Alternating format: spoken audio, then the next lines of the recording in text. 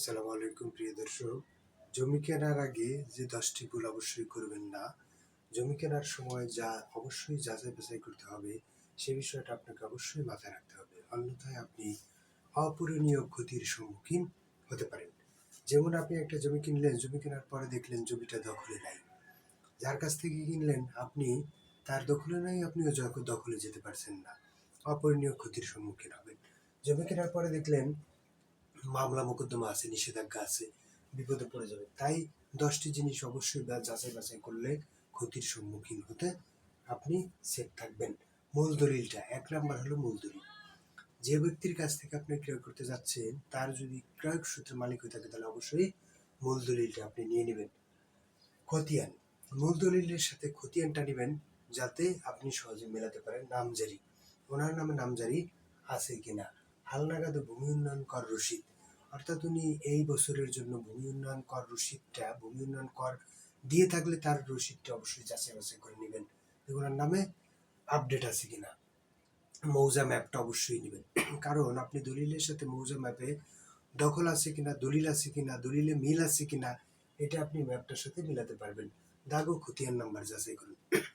দলিলের সাথে যে দাগ এবং খতিয়ান নাম্বার আছে তা খতিয়ান এবং দলিল দেখে দাগ নাম্বার, খতিয়ান নাম্বারও দলিলটা মিলিয়ে আপনি নেবেন যে এগুলা ঠিক আছে কিনা। মামলা আছে কিনা, সবচেয়ে গুরুত্বপূর্ণ বিষয় হলো জমির তো কোনো মামলা আছে কিনা। মামলা মোকদ্দমা থাকলে তা আপনি অবশ্যই মিলিয়ে নেবেন। আপনি এটা কিভাবে মিলাবেন যে মামলা আছে কিনা বা এটা কিভাবে যাচাই করবেন?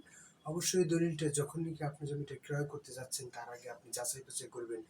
যাচাই বাছাই করার সময় আপনি যখন তদন্ত করবেন তখনই আপনি বুঝতে পারবেন, অথবা এক্সপার্ট কাউকে জিজ্ঞেস করেন, তাহলেই আপনি অনেকটা সহজভাবে বুঝতে পারবেন যে কি কি কাগজপত্র লাগে, সে আপনাকে বলে দেবে।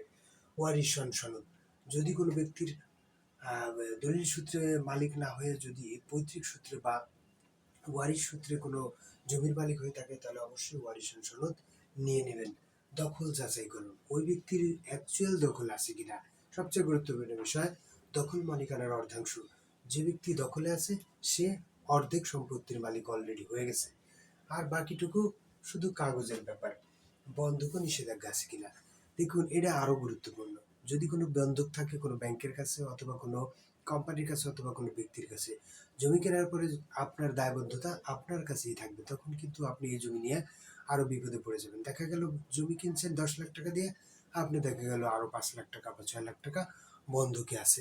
ওই ব্যক্তি উধাও, জমি বিক্রি করার পরে উনি চলে গেছে, ওই জমিতে আর আপনি দখলে যেতে পারবেন না। অথবা কোনো নিষেধাজ্ঞা আছে কিনা, যে জমি ক্রয় করতে পারবেন না বা এই সংক্রান্ত যদি কোনো নিষেধাজ্ঞা থেকে থাকে তাহলেও কিন্তু আপনার জন্য বিপদ বয়ে আনবে।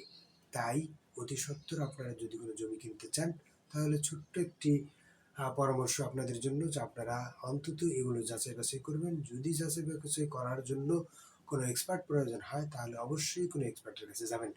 আদারওয়াইজ আপনি অপূরণীয় ক্ষতির সম্মুখীন হবেন। এই ক্ষতি থেকে আপনি কিন্তু বাঁচতে হলে আপনার লাইফটাই বরবাদ হয়ে যাবে। মানুষ এমনিতেই মামলা করতে আসে না, নিজের অধিকার আদায়ের জন্য এমনিতেই মামলা করতে আসে না। আসি আসি বলে 12 বছর যায়, মামলা করলে আরো 2-4 বছর, 5 বছর, 12 বছর যায়।